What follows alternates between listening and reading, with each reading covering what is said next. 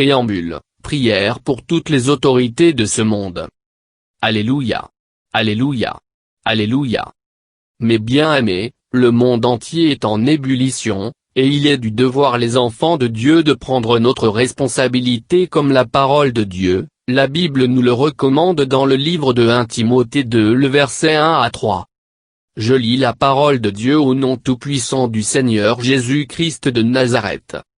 J'exhorte donc, avant toute chose, à faire des prières, des supplications, des requêtes, des actions de grâce, pour tous les hommes, pour les rois et pour tous ceux qui sont élevés en dignité, afin que nous menions une vie paisible et tranquille, en toute piété et honnêteté.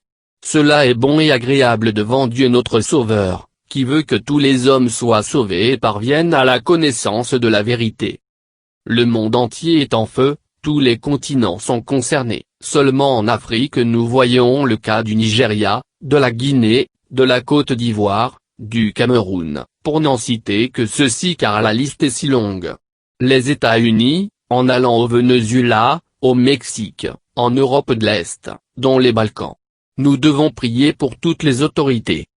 Les présidents, les rois, les premiers ministres et leurs gouvernements, les présidents des assemblées nationales et les députés, les parlementaires, les magistrats, les huissiers, les juges, les diplomates, les communaux, les maires, les échevins, les procureurs, les avocats, les chefs des armées, les officiers supérieurs, les officiers, les sous-officiers, les soldats de rang, les gouverneurs, les préfets, les commandants de brigade, les chefs cantons, les chefs du village et notables, les peuples, pour que Dieu les garde afin qu'ils puissent faire le travail comme Dieu le demande, car c'est pas une tâche facile de conduire les humains.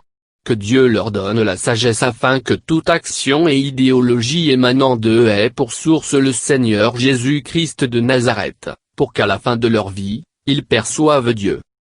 S'il y a quelqu'un qui aperçoit ne jamais pécher, que celui-là ne fasse pas cette prière. Nous devons savoir que le Seigneur Jésus-Christ n'est pas venu pour les bons mais pour les pécheurs. Ainsi, tous les enfants de Dieu doivent prier pour les pays dans lesquels ils résident étant étrangers ou autochtones. Si vous êtes par exemple au Togo, priez pour le Togo, car au moins le droit du culte a été intégré dans la constitution togolaise. Que chacun choisit la manière de prier, selon les disponibilités, que ce soit journalier, mensuel ou semestriel. Cela dépend de vous et de votre emploi du temps. Trouvez un temps pour prier pour les nations pour qu'il y ait la paix dans le monde, autour de nous comme la parole de Dieu le demande. Lisons le livre de Proverbes 21 le verset 1. Je lis la parole de Dieu au nom tout-puissant du Seigneur Jésus-Christ de Nazareth. Le cœur du roi est un courant d'eau dans la main de l'Éternel, il l'incline partout où il veut. Ces temps, pour les enfants de Dieu, ne sont pas des moments de critique, mais de prière. Parce que le Seigneur est venu pour sauver ceux qui étaient perdus. Prions par exemple pour les États-Unis qui viennent de traverser les moments électoraux mais Dieu seul sait ce que demain leur réserve en matière de paix. Que tu sois musulman, chrétien nous devons savoir que c'est le Dieu d'Abraham qui est le Dieu d'Ismaël et qui est le Dieu d'Isaac. Il est temps que les enfants de Dieu prient. Lisons Ézéchiel 36 le verset 27 à 28. Je lis la parole de Dieu au nom tout-puissant du Seigneur Jésus-Christ de Nazareth. Je mettrai mon esprit en vous, et je ferai en sorte que vous suiviez mes ordonnances, et que vous observiez et pratiquiez mes lois. Vous habiterez le pays que j'ai donné à vos pères, vous serez mon peuple, et je serai votre Dieu. Lisons Deutéronome 30 le verset 6. Je lis la parole de Dieu au nom tout-puissant du Seigneur Jésus-Christ de Nazareth. L'Éternel, ton Dieu, circoncira ton cœur et le cœur de ta postérité, et tu aimeras l'Éternel, ton Dieu, de tout ton cœur et de toute ton âme, afin que tu vives.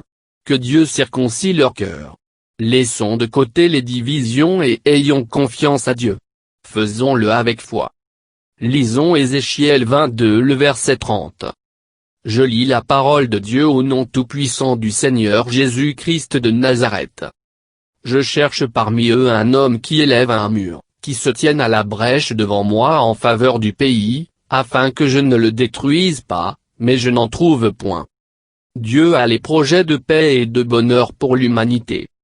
Chacun d'entre eux doit répondre par « Me voici Seigneur », et ensuite agir comme il le faut. Le Seigneur Jésus-Christ vous bénisse. Shalom shalom.